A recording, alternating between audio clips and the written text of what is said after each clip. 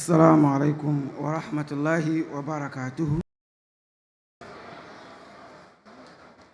Ga fassaran lakcan da Professor Saeed Timehin ya gabatar, mai taken haɗin kai ƙarfi ne, darussan daga tarihin musulunci a matsayin maslaha ga matsalolin zamani da ci gaban ƙasarmu Najeriya.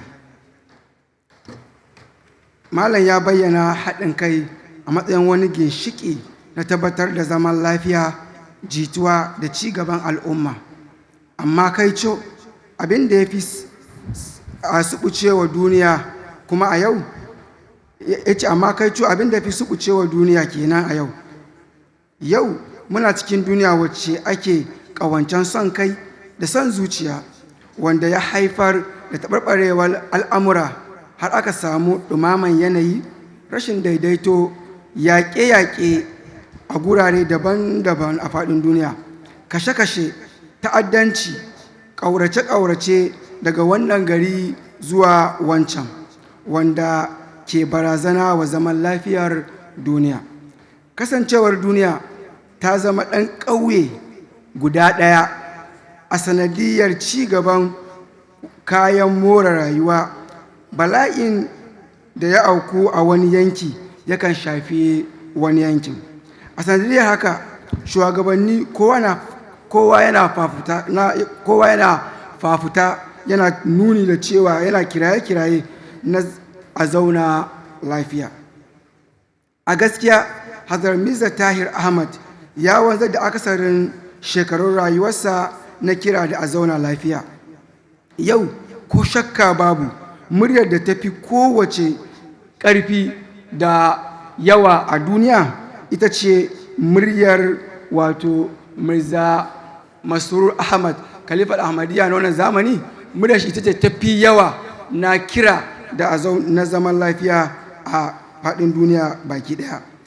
Yana kira akan haɗin kai, kuma ya tabbatar da tsaro ita ce ta shugabancin wato jama'ar musulmi na Ahmadiyya. Ya yi kiraye-kiraye daban-daban a majalisu da gurare da yawa na shugabannin yamma kai, musamman wato muhimmancin zaman lafiya, wanda aka hada da wannan jawabansa aka tattara su aka samar da littafi mai suna World Crisis and the Pathway to Peace.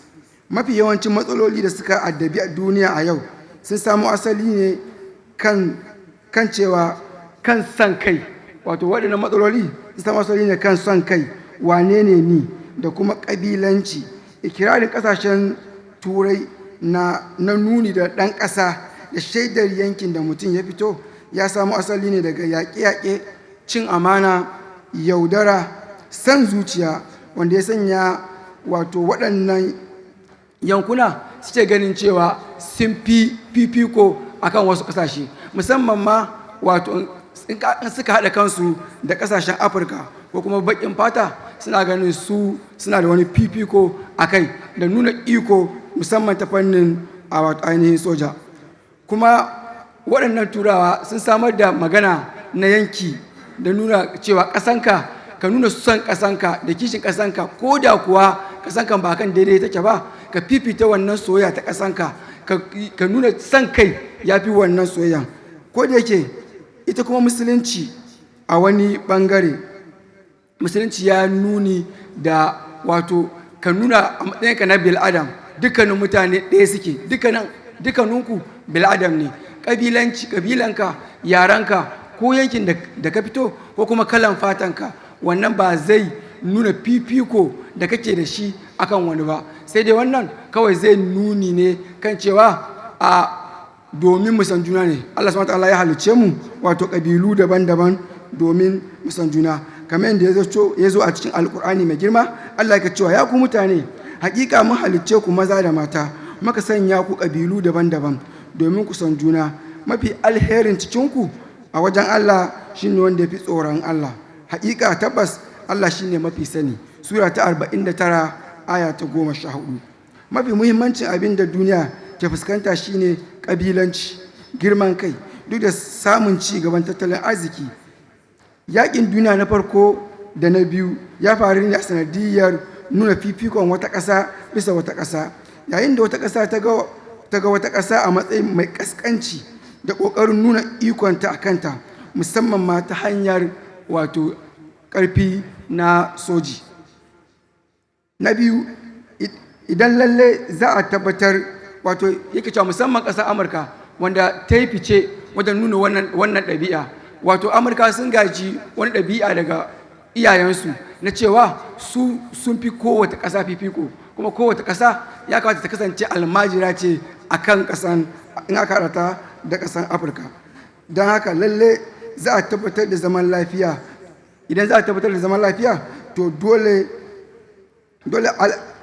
a kawar da ƙabilanci, dole a so juna, a tabbatar da daidaito, kamar wato majalisar ɗinkin duniya su tabbatar cewa kowace ƙasa ta samu 'yanci ta hanyar iko.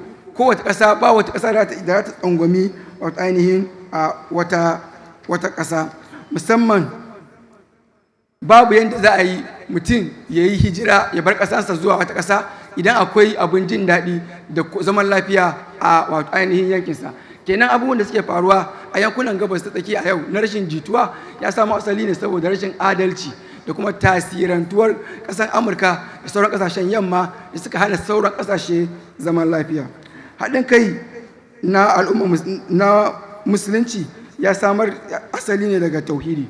Wato haɗin kai a musulunci ya samu asali ne daga tauhidi, wanda cikin faɗin Allah ta'ala, Allah ke cewa ku yi riƙo da igiyar Allah ƙamƙam kada ku rarraba, a cikin suratul Imran.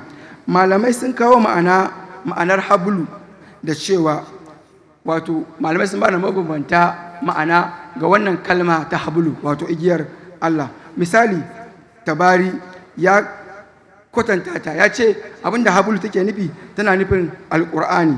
Shi kuma Zamashkarani ya kawo ta a matsayin addinin Allah, wato musulunci.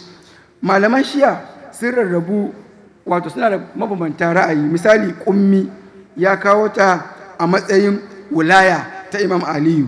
Shi kuma Tabrisi ya kawo ta a matsayin alƙur'ani da limamai guda 12 na wato ainihin Shi'a. Mirza Bashiruddin Mahmud Ahmad ya yarda da waɗannan ma'anoni, amma sai ya ƙara da cewa yau igiyar da za a riƙe ƙamƙam don wanzar da zaman lafiya, wato ita ce alƙur'ani, manzan Allah da kuma khalifa, wato da tsarin kalifanci. Waɗannan su ne abubuwan da za a riƙe domin samar da cikakken zaman lafiya a duniya.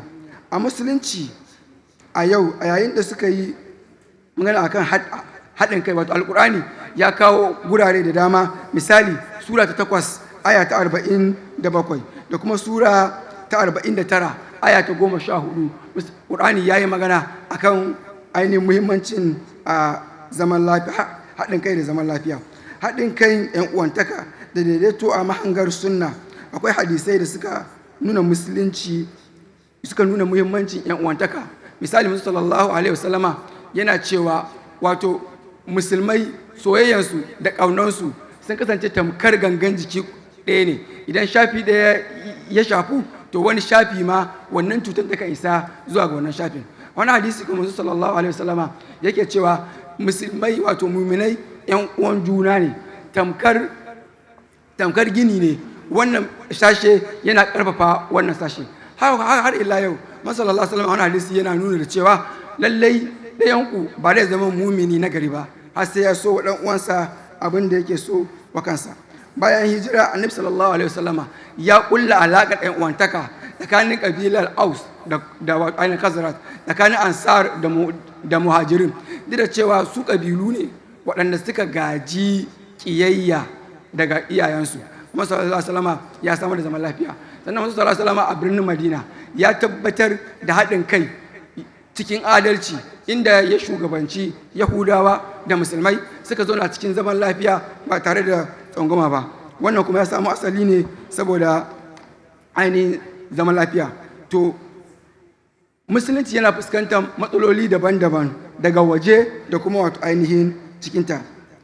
Matsalan da muke fuskanta na daga waje shine tsangwama da ake wa addinin musulunci, musamman a kafafen sada zumunta da kafafen sadarwa, inda ake ƙage-ƙage na ƙarya da sharri ake jingina shi da wato ainihin musulunci.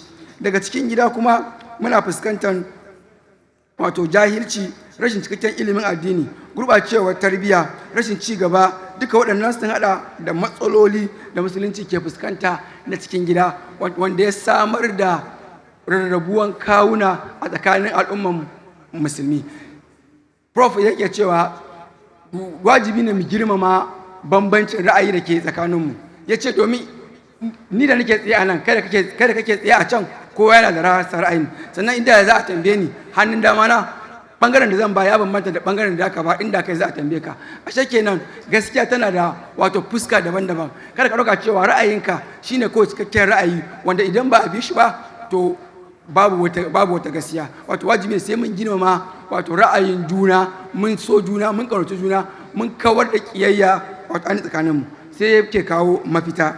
Yake cewa a tsunduma cikin kafafen sada zumunta da kafafen sadarwa domin yada ingantaccen koyarwar musulunci, ƙarfafa tattalin arziki, ƙarfafa zamantakewar ƙasa da musulunci, kyauta al'adu, sake farfado da koyarwar musulunci na gaskiya, mutunta juna duk da an samu saɓani, wato a mutunta juna duk da an samu saɓani, yaƙi da taɓarɓarewar tarbiyya ta cikin gida, shaja'a mutane domin kaifafa iliminsu tare da kawar da ta'addanci, wanda ya samar da shirye-shirye da za su kaifafa imani da yanwantaka da samar da aikin yi. Muhimmancin waɗannan mafita wato wanda za a samar don samun zaman lafiya a cikin ƙasarmu Najeriya. Ita wannan zai sama wa ƙasa tushen tabbatuwa a kan tafarkin bunƙasa da ci gaba na yau da kullum, tabbatar da zaman lafiya da tsaro, adalci na gwamnati, wato ma'aikatan gwamnati su tabbatar da adalci.